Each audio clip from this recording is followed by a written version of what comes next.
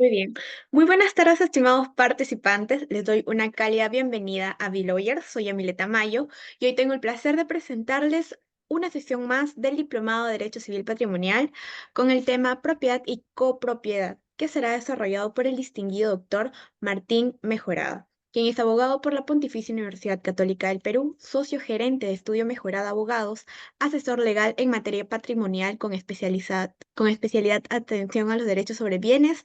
Realiza diagnósticos sobre temas de propiedad y diseño de estrategias para la adquisición y defensa de inmuebles. Ha integrado en varias oportunidades los equipos de reforma del Código Civil, autor de más de 200 artículos de derecho patrimonial en publicaciones físicas y digitales.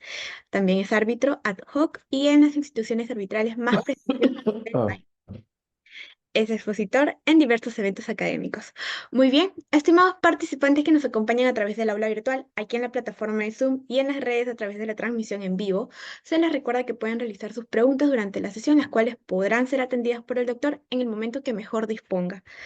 Finalmente, estimado doctor, estamos muy honrados por contar con su presencia el día de hoy y le agradecemos que haya aceptado nuestra invitación. Por otro lado, le cedo el uso de la palabra para que pueda iniciar con su presentación de hoy. gracias. Bueno, estoy muy contento de participar a los llamados de B-Lawyer. Yo estaba anteayer nomás en otro evento de ustedes. Ahora vamos a hablar un rato, no mucho, sobre copropiedad. Es una de las modalidades de la propiedad. No voy a aburrirlos, por supuesto, haciendo un relato de las cosas que están en el Código Civil, que se ocupa de esto, por supuesto, largo, con una serie de disposiciones en el libro de reales. Voy a hacer una descripción general de la figura para los que no tienen idea de ella, y luego me voy a referir a algunos aspectos saltantes, polémicos, y que generan siempre inquietud entre los usuarios. Algunos aspectos, no a todos. Bueno, la copropiedad es una modalidad del derecho de propiedad, supone la participación de más de una persona, al menos dos, sobre un mismo bien. Son los condóminos o copropietarios, como se les llama.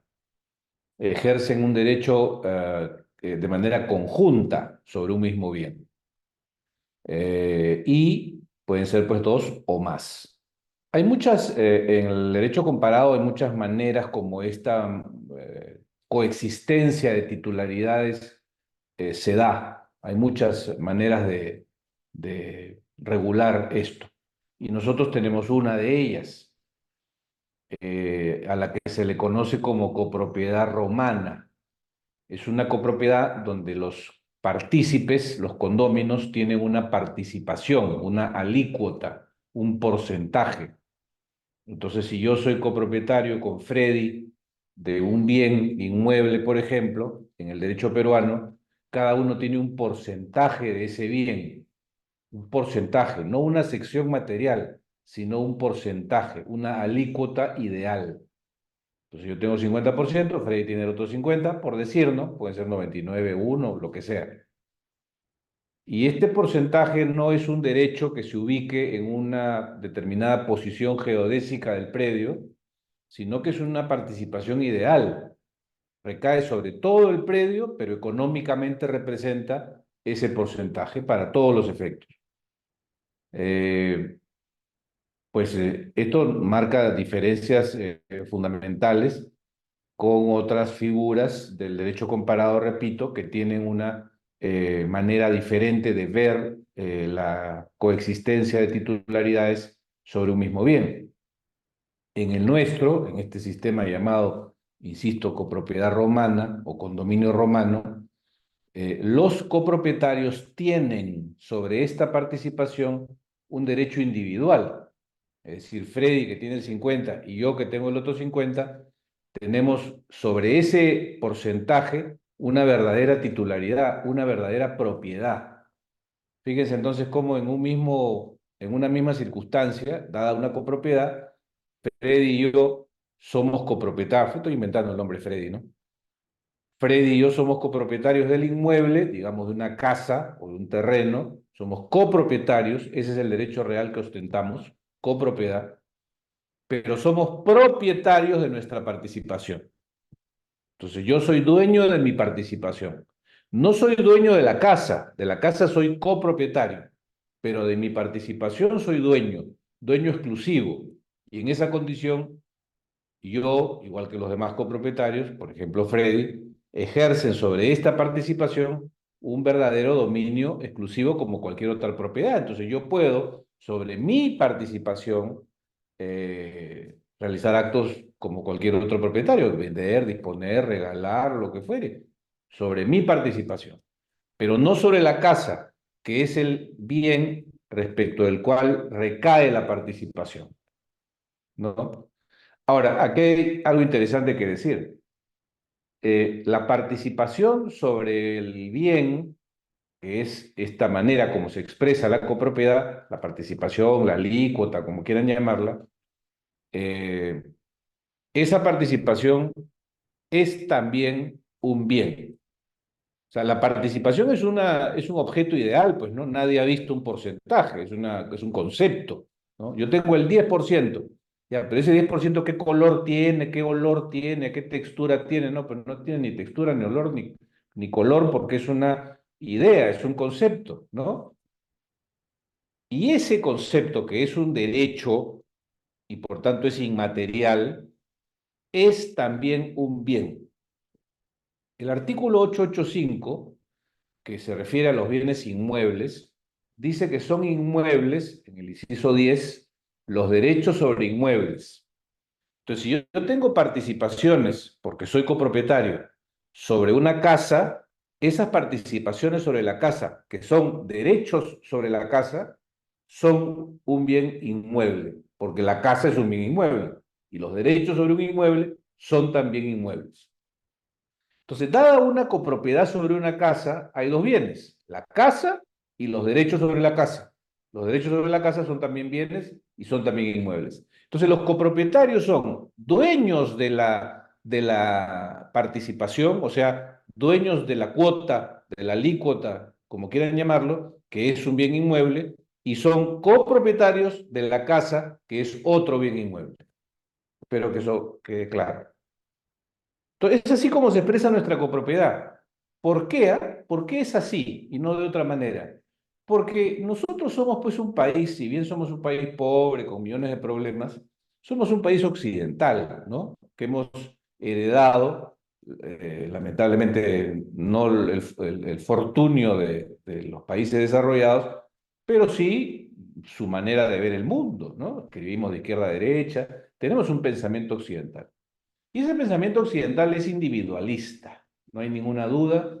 La manera de ver el mundo que ha impregnado en el pensamiento y en la manera como las sociedades occidentales se han desarrollado es un pensamiento de corte individualista. ¿Y eso qué significa?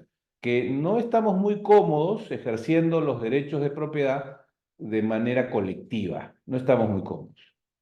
Porque en la propiedad colectiva pues hay una serie de dificultades, de tropiezos, ponerse de acuerdo, lograr que haya una comunidad de intereses que nos permita administrar los bienes de manera conjunta y satisfactoriamente, es muy difícil, ¿no? Entonces, tendemos, y eso es un hecho, al individualismo. Somos sociedades individualistas. Y en ese sentido, la copropiedad, que es un estado donde hay más personas, más de una persona sobre un mismo bien, obviamente es el germen de dificultades en la administración y el aprovechamiento de los bienes. Ponerse de acuerdo con otra persona más sobre qué destino darle a los bienes puede ser un problema, un fastidio, ¿no? Entonces, por eso es que, siendo que somos una sociedad individualista, el sistema legal acoge una manera de ejercer la copropiedad dándole a los copropietarios un espacio para el individualismo. ¿Cuál es ese espacio para el individualismo? El derecho que tienen sobre su cuota, que es un derecho individual y exclusivo. Por eso digo, yo soy propietario de mi cuota ideal. Soy copropietario del terreno de la casa, pero soy propietario de la cuota ideal. Entonces ahí está el espacio para el individualismo. Ahora, ustedes dirán, pero si tanto problema es el colectivismo, los derechos colectivos o ejercer los derechos de manera conjunta, si eso es tanto problema, ¿por qué existe copropiedad? Siempre no debería existir, ¿no es cierto? Porque nadie quiere la copropiedad. Habría que estar loco para buscar ser copropietario si ya de plano esta acarrea dificultades sobre cómo ponerse de acuerdo en el ejercicio del derecho. Sí, pues es una buena pregunta. Lo que me lleva al origen de la copropiedad en términos de la realidad social. ¿Por qué hay copropiedad? Yo les diría que en el 90 y tantos por ciento, no creo que sea 99 como suelen decir los expositores exagerados para dar cuenta de que es la inmensa mayoría. Creo que por el 90% de copropiedades que existen surgen de un hecho que uno no puede controlar y que uno no administra, que es la sucesión, el fallecimiento de las personas.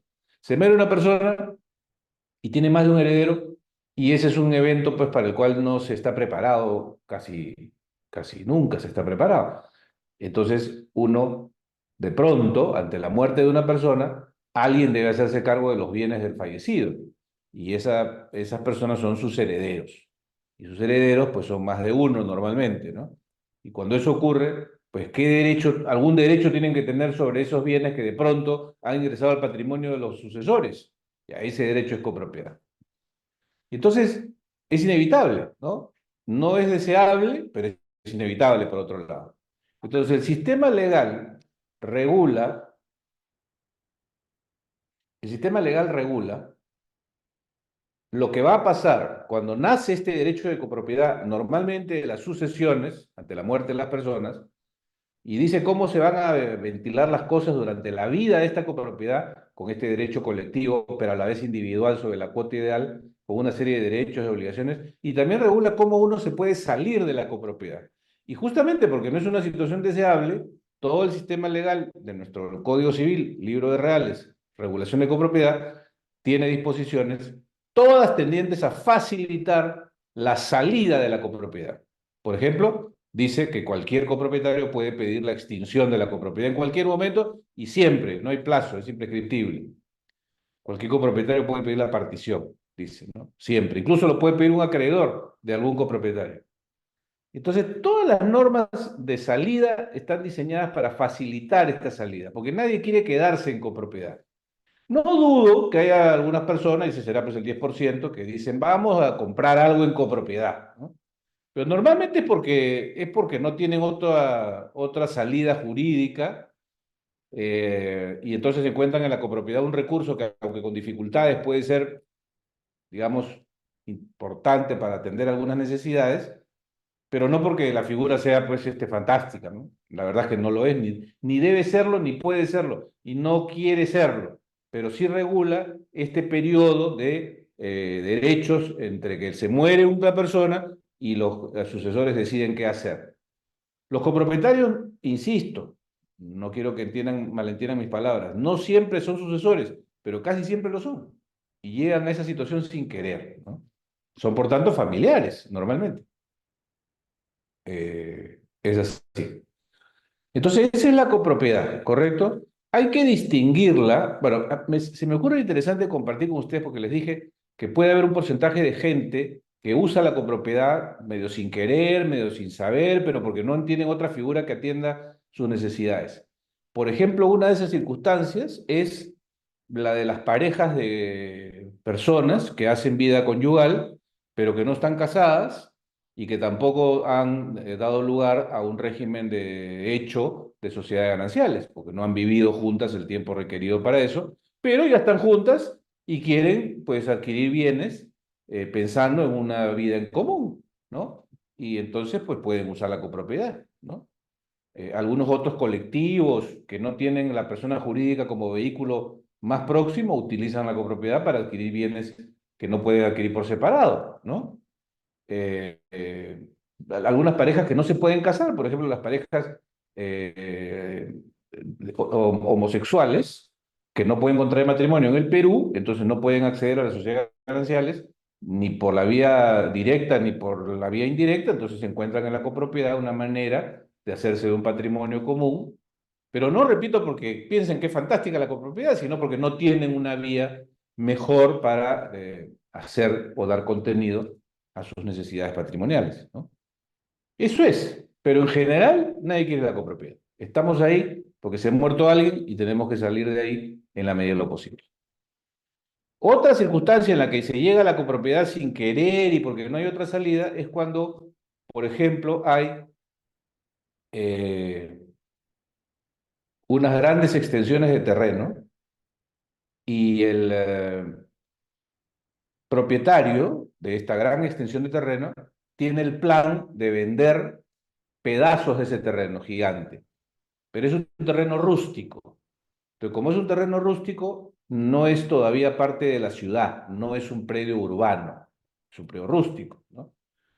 Entonces, cuando eso ocurre, algunos empresarios, propietarios de terrenos de gran extensión, como no han hecho la separación de los lotes, porque para hacerlo tendrían que hacer una inversión muy grande, que se llama habilitación urbana, y tendrían que dotar de servicios públicos a todo el área, y no lo quieren hacer, entonces están dispuestos a vender más barato porque son terrenos que no tienen ningún servicio, no tienen calle, no tienen camino, no tienen nada, pero son terrenos.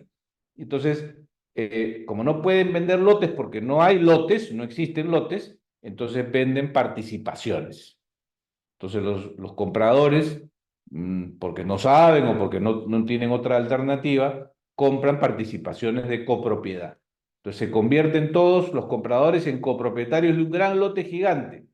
Y aun cuando a cada uno se le dice cuál va a ser su futuro lote físico, lo que han comprado es una copropiedad, con todas las dificultades que eso acarrea, ¿no? Entonces ese es otro ejemplo de situación en la que se puede y se usa de hecho la copropiedad para enfrentar una situación que no es que la copropiedad resulte siendo la solución ideal, sino es que ante la falta de un mecanismo mejor, pues ella resulta siendo útil o algo útil en algunos casos. Muy bien. No sé si hay preguntas hasta acá. Yo les ruego que hagan las preguntas que quieran en el momento que quieran hacerlas. La pueden hacer por el chat también, porque yo voy a tener que terminar esto en 20 minutos y ya no va a haber tiempo para preguntas. Entonces puedo absolverlas mientras hago la exposición. Como dije, dicho esto, sobre qué es la copropiedad, cómo surge, cuál es su rol, ¿no? Y sus condiciones, voy a ocuparme de dos o tres cosas importantísimas del régimen legal, pero no de todo, ¿no? Pero sí de lo más importante, que creo que les va a ser útil. Doctor, Otra cosa en este punto que creo que hay que hacer notar es la diferencia entre el régimen de copropiedad y otros regímenes que coexisten en nuestro sistema legal, pero que no son copropiedad, aunque algunos lo confunden.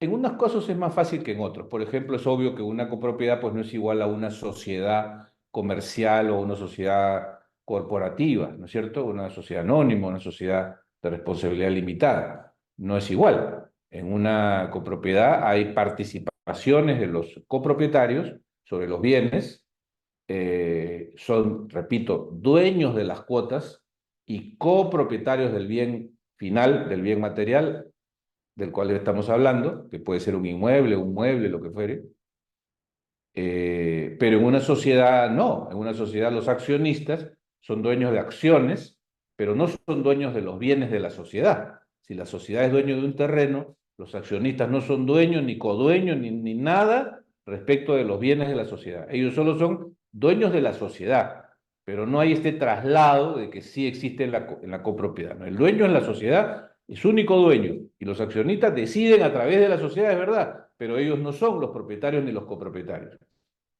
Por ejemplo, en una copropiedad, si uno de los copropietarios tiene deudas, el acreedor embarga su cuota y se puede hacer de la propiedad mediante el remate de estos bienes y se incorpora al condominio.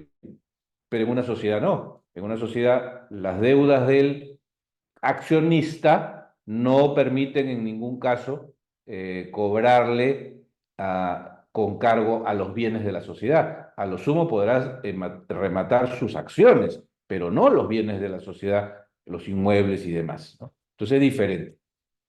Y otra figura con la cual se le suele confundir con mayor facilidad es la sociedad de gananciales. La sociedad de gananciales es el régimen económico del matrimonio en el Perú, que como sabemos es la unión entre hombre y mujer. De ahí nace una sociedad de gananciales. También surge de la unión de hecho, ¿no? Sabemos. ¿Ahí qué pasa? Ahí hay una situación, en efecto, donde dos personas, no más, dos nada más, hombre y mujer, pues adquieren bienes. Esos bienes son de las sociedades gananciales, sí, son de ellos, sí. Entonces, ¿son copropietarios? Pues no, no son copropietarios. Son partícipes de una sociedad ganancial. ¿Cuál es la gran diferencia? Que en las sociedades gananciales no hay cuotas ideales. porque ahí la lógica es distinta. La unión de estas dos personas que han decidido hacer una vida en común hace creer al legislador que ellas pues ya tienen un pensamiento único, que todo lo que concierna a ellas es como si fueran una sola persona, porque la razón de su matrimonio explica también la razón de una pérdida del individualismo natural, ¿no?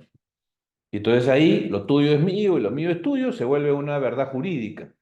Y sobre esa base, o sobre esa creencia, pues no necesariamente es verdad, ¿no? Pero sobre esa creencia se construye la sociedad de gananciales. Uno puede salirse de la sociedad de gananciales, como sabemos, y tener una separación de patrimonios. Pero en la sociedad de gananciales es así, no hay cuotas ideales. Todo pertenece a los dos, todos actúan de conjunto. No hay espacio para el individualismo. Por ejemplo, en la copropiedad, de la que venimos hablando, si uno de los copropietarios debe plata a alguien, el acreedor viene y le quita su cuota. Pero si uno de los cónyuges debe plata a alguien, el acreedor no puede venirle y quitarle su parte de la sociedad gananciales, porque no hay parte de la sociedad gananciales, es una sola unidad. Eso se explica, repito, en razón de la especial condición que tienen los que se acogen a ese sistema legal producto del matrimonio o de la unión de hecho. Yo, de paso, leí hace poco, creo que hace unos días, que el porcentaje de personas que al casarse optan por la separación de patrimonios, que es un mecanismo por el cual hay que optar, no es por defecto. Si uno no dice nada al casarse, va a las sociedades gananciales. Si uno opta por la separación de patrimonio, significa que cada bien pertenece a cada cónyuge según, pues, como uno lo adquiera durante el matrimonio. Y no hay esta unidad de derechos en un solo bien o en bienes conjuntos. El leí decía que el porcentaje de personas que optan por la separación de patrimonios al momento de casarse se ha elevado sustancialmente, lo cual es revelador de muchas cosas, ¿no? En primer lugar, de que el presupuesto de la norma de que porque se casan pierden el individualismo no es verdad, no es verdad.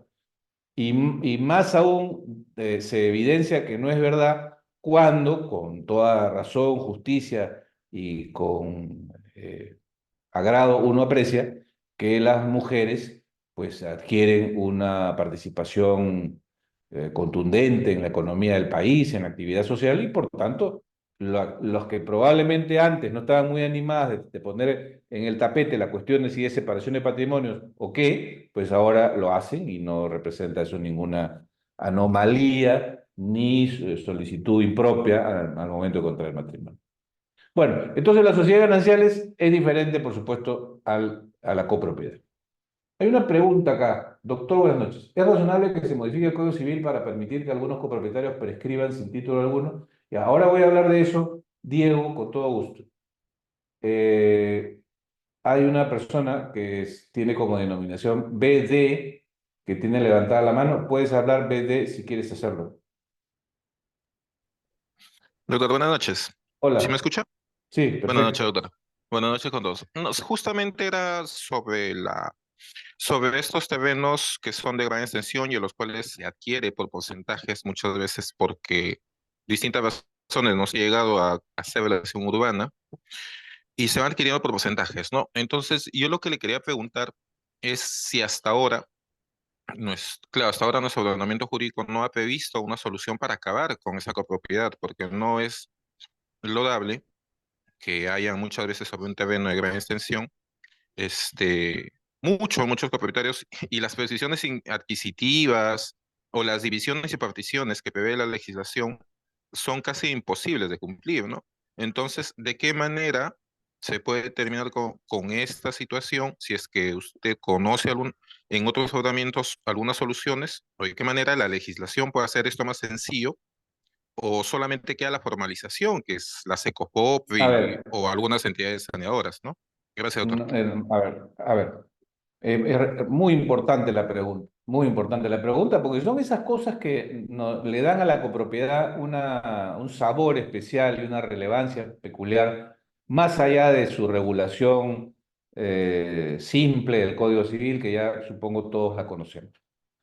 Entonces, en efecto, como yo contaba, cuando hay grandes extensiones de terreno que no son parte de la ciudad, que son terrenos normalmente en la periferia o fuera de la ciudad, entonces el propietario quiere vender lotes, pero no existen esos lotes, porque en el Perú, como en todo el mundo, para que se hagan lotes, que van a ser parte ya de la ciudad, tiene que seguirse un procedimiento que aquí se llama habilitación urbana. Y es un procedimiento costoso, porque el habilitador tiene que hacer las calles, tiene que dotar a los lotes de servicios públicos, agua, desagüe, electricidad, hacerse aportes de parques y jardines. O sea, la habilitación urbana es un emprendimiento costoso.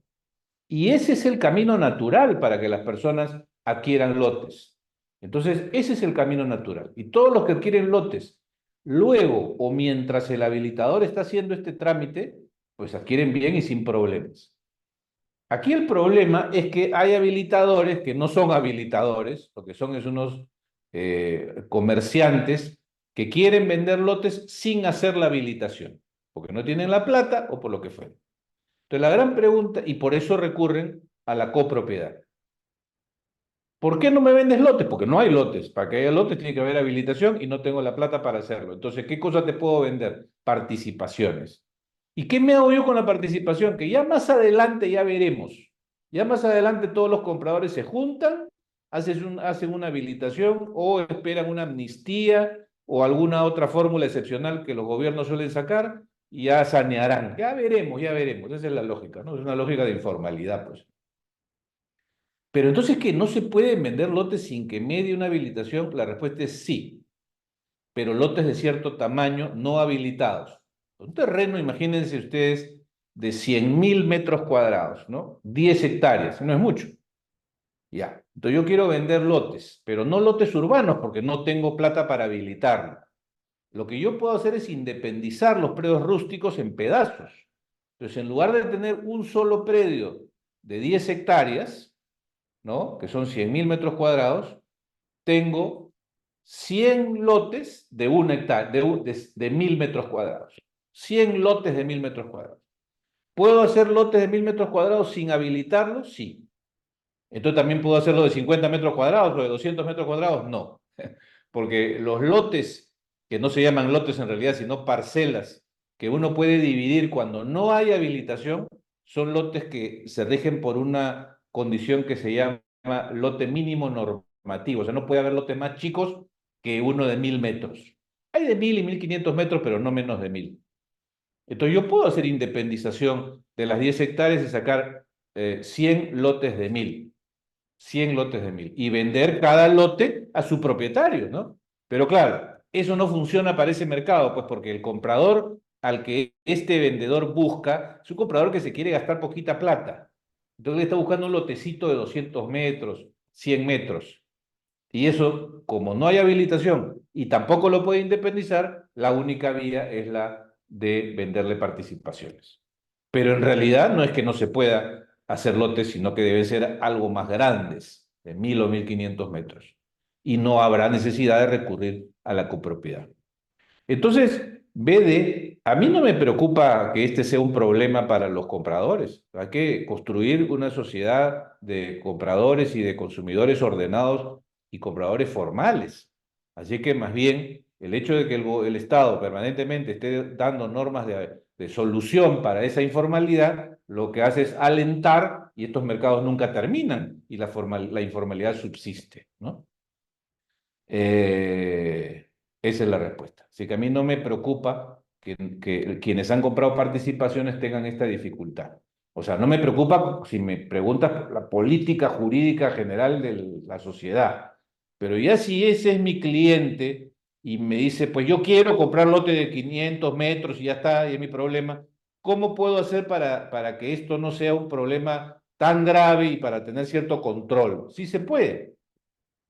Porque cuando uno compra estas participaciones, obviamente, el comprador, que ni siquiera tiene idea de que es una copropiedad seguro, no sabe que esto es una cuota ideal y que la cuota ideal es un concepto y que es un porcentaje. Eso no lo entiende, porque a él el vendedor le ha dicho, ¿cuál lote quieres? Porque él ha hecho en un planito su lote, que no existe, pero ha hecho en un planito.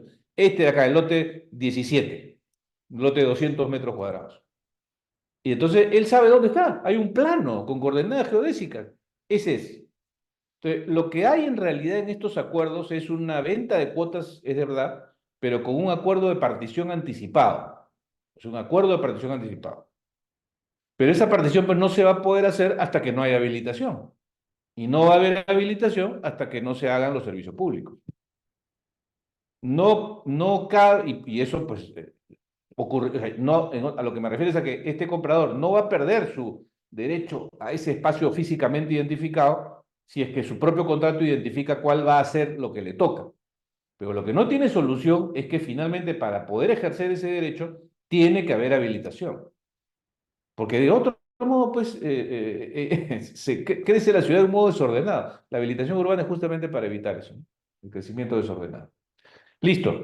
Entrando a la parte central y final de mi exposición, quiero ocuparme de dos aspectos, o tres quizá. Uno es el artículo 978 del Código Civil sobre lo que sucede cuando un copropietario o algunos copropietarios, pero no todos, realizan un acto de disposición, porque esto suele ocurrir a menudo. Hay 3, 4 copropietarios o dos, y solo uno de ellos celebra el contrato de transferencia o de cesión de derechos de algún tipo, arrendamiento, usufructo o compraventa, ¿no? Ya. Lo que ahí sucede es que ese contrato es ineficaz. Es decir, no es un contrato nulo, es un contrato ineficaz. Implica eso que ese contrato genera una relación obligatoria entre los que lo celebraron, entre el copropietario que lo celebró en ausencia de los demás y el comprador o el arrendamiento, el arrendatario o el usufructuario.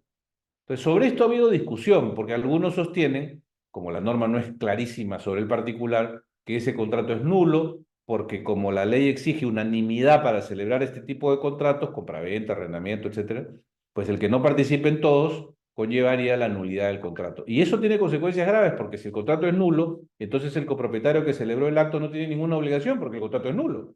Entonces el comprador se queda en nada, ¿no? Y además, no olvidemos que estamos hablando de circunstancias en las cuales a veces, muchas veces el comprador no sabe que el bien estaba en copropiedad.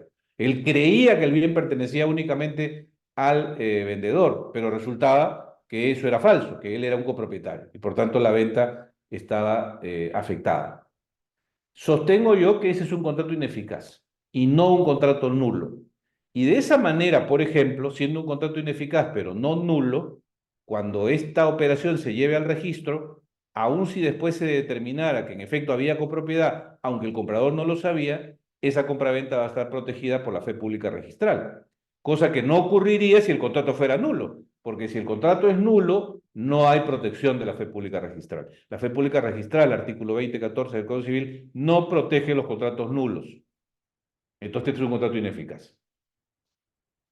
Siendo ineficaz, además, se determina que el vendedor o el concedente del derecho, el copropietario, ¿verdad? Está obligado frente al comprador. Es decir, aun si aparece el otro copropietario y se produce el conflicto, el que celebró el contrato está obligado a conseguir el objetivo final del contrato.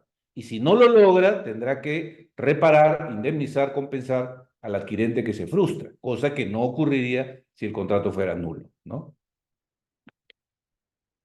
Bueno, eso, no tengo más preguntas por escrito. Esa es una de las cosas que quería comentar. El otro asunto que quiero comentar es el uso exclusivo. Resulta que en muchas circunstancias también en la copropiedad, uno de los copropietarios, o más de uno, pero no todos, está ocupando el bien. En la copropiedad, la regla es que todos los beneficios y las cargas se distribuyen en función a las cuotas. Si yo tengo 50%, tengo que gozar como 50 y pagar como 50. Si yo tengo 1%, tengo que gozar como 1 y pagar como 1 los tributos, los gastos, etcétera, y gozar como 1. Si el inmueble se arrienda, la renta me queda a mí 1 porcentaje, no puedo más de 1. Bueno, pues ocurre que conforme al artículo 975 sobre esto existe una discusión, porque en el 975 se describe una situación en la que el copropietario, uno de ellos o más de uno, pero no todos, están usando el bien y entonces dice que cuando aparece el otro copropietario, el que no estaba usando, tiene derecho a una compensación. Pero la norma dice que esa compensación nace cuando este ausente ha sido excluido excluido. Lo que lleva a pensar que, pues, si no es excluido, no hay tal compensación. ¿Cómo así? Claro, si yo ocupo la casa de playa, que estoy en copropiedad con mi hermano, y él no va porque no quiere, pues yo la uso completamente, aunque yo solo tengo el 50%. Yo no le tengo por qué pagar la parte que él no usó porque él no ha ido porque no quiere. Pero si yo impido que él la use porque no lo dejo ir, porque no lo dejo entrar, entonces lo compenso. Por la redacción de la norma, parecería ser que en efecto la obligación de compensar nace ante la exclusión y no por el solo hecho de usar el bien. Pero sobre esto hay sentencias contradictorias de la Corte Suprema. A veces ha dicho la Corte que en efecto para tener derecho a la compensación el copropietario ausente tendría que haber sido excluido, o sea, se tendría que haberle impedido acceder, ¿ah? Lo cual se da pues en muchas circunstancias, ¿no? Porque, por ejemplo, el copropietario ausente pidió acceder y no me dejaron, de lo cual se tiene que dejar, de lo cual se tiene que dejar huella, eh, o por alguna otra manera en la que la exclusión se demuestre, ¿ya? Pero algunas otras sentencias de la Corte dicen que no, que en tanto los derechos y las obligaciones de los copropietarios están en función a su porcentaje, aun si yo estoy usando el bien con la ausencia de los demás y yo me termino beneficiando por el todo, pues debo compensarlo de todas maneras, porque si no me estoy beneficiando a costa de los demás, ¿no? Entonces hay posiciones sobre eso diferentes. Esto nos debe llevar a que, en este punto, por ejemplo, si ya estamos en una situación de copropiedad y no vamos a eliminarla todavía, es decir, no vamos a hacer partición y pretendemos vivir en estado de copropiedad en algún tiempo, lo recomendable es que los copropietarios pues, tengan un estatuto de comportamiento, ¿no? Una suerte de reglamento que describa todas estas cosas, porque si no, va a ocurrir esta discrepancia. Eso en relación a la indemnización por el uso exclusivo del bien. Finalmente, me parece interesante, aunque no lo había pensado, responder y comentar a propósito de la pregunta de Diego sobre la prescripción. El artículo 985 dice porque no hay prescripción entre copropietarios, ¿no? La acción de partición es imprescriptible, ninguno de los copropietarios ni sus sucesores pueden adquirir por prescripción los bienes comunes. Es decir, si yo soy un copropietario, estoy usando el bien, como hablábamos hace un rato, ¿no? Ante la ausencia de los demás, yo no puedo, por más que ahí me pase 10 años o 20 años ante la ausencia de los demás, yo no puedo ganar por prescripción. Aunque yo posea como propietario de manera exclusiva, pague los impuestos yo solo, todo, no hay forma que yo gane por prescripción adquisitiva. De eso estamos hablando, usucapión. No, está prohibido en la ley. ¿Por qué? Bueno, precisamente pues porque la copropiedad es principalmente una figura para familiares, para condóminos que son familiares. Entonces, cuando yo soy familiar de alguien, dejo pues que ese alguien ocupe el bien porque hay una relación de confianza, una relación de fraternidad, de entrega, ¿no? Entonces, no sería justo que aprovechando esa relación de confianza, el familiar que está así ocupándose en el bien me quite la propiedad, ¿no? Esa es la razón. Esa es la razón.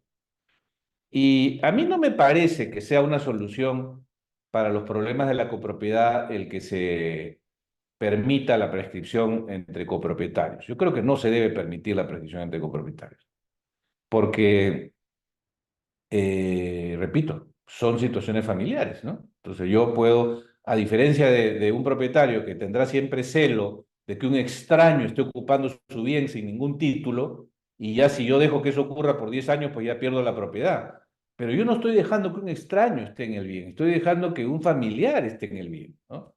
Entonces, es algo hostil propiciar que un familiar comience a adquirir por prescripción, ¿no? Creo que no es conveniente. Ahora, ¿por qué es que la cuestión se ha suscitado? Porque muchos quisieran que así sea. ¿Y por qué? Bueno, pues porque ya hay uno que está ahí hace 15 años y el otro copropietario no está o no se sabe dónde está. Bueno, pues hay que buscarlo. Hay formas de extinguir la copropiedad. Pida usted la partición, pida la partición, el juicio de partición.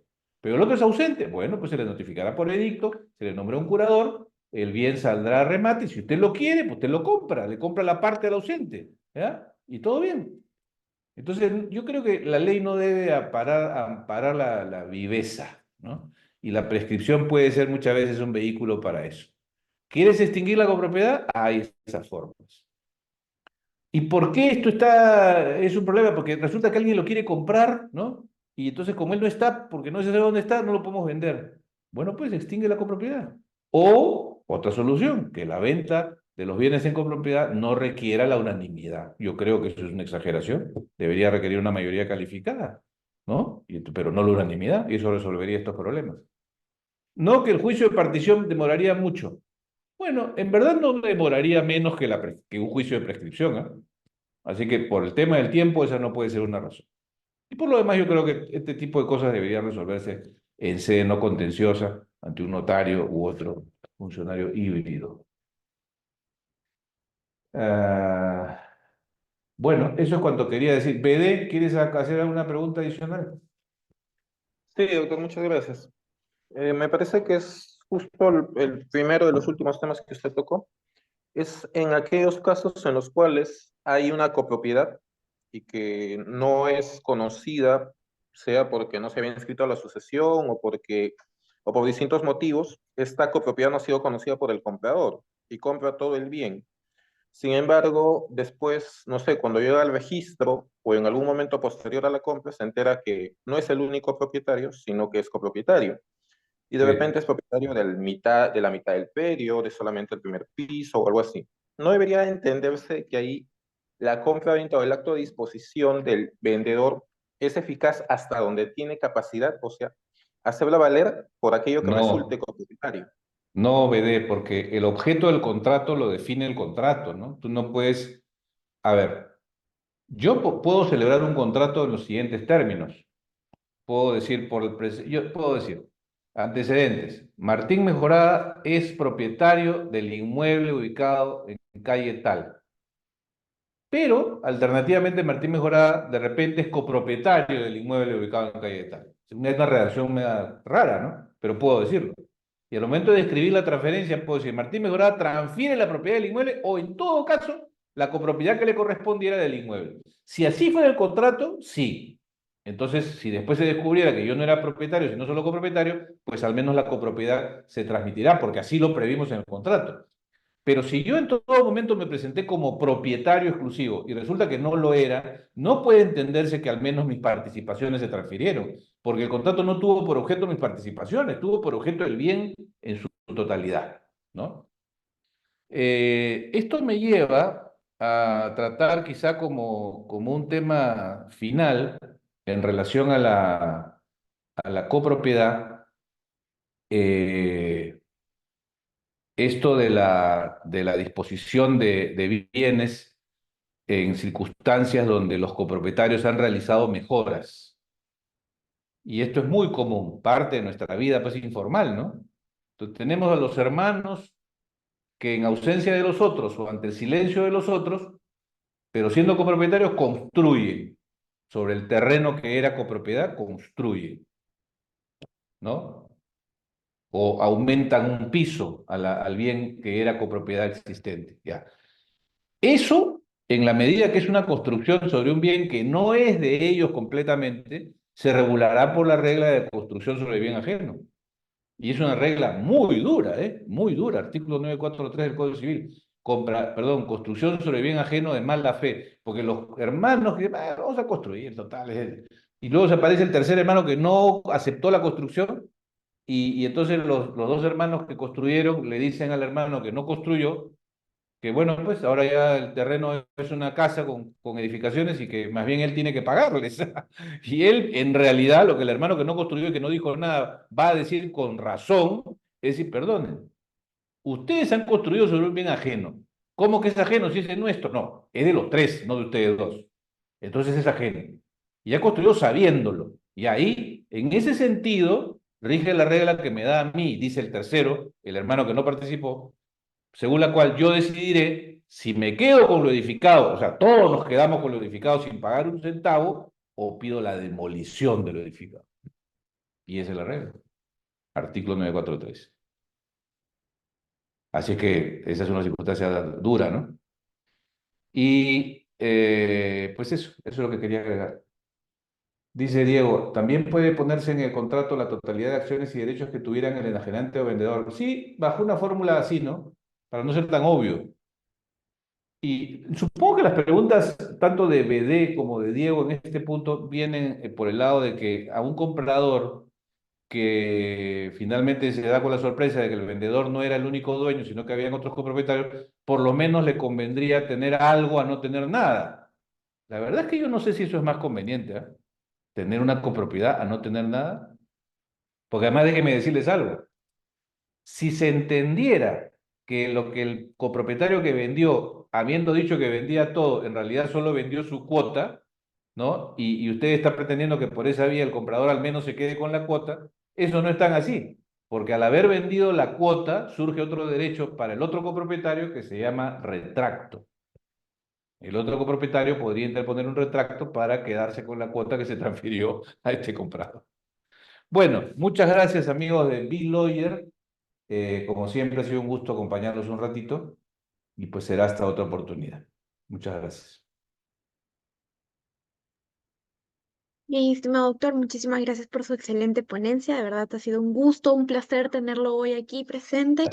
Esperamos contar con usted en futuros eventos académicos, estimado doctor, y le Claro que sí. agradecemos que haya podido absolver alguna de las preguntas de los participantes. Muchísimas gracias, doctor. Chao, chao. Hasta luego. Muchísimas gracias. Bien, estimados participantes, con ello culminamos la sesión que se tenía preparada para el día de hoy. Muchísimas gracias. Que tengan una muy buena noche.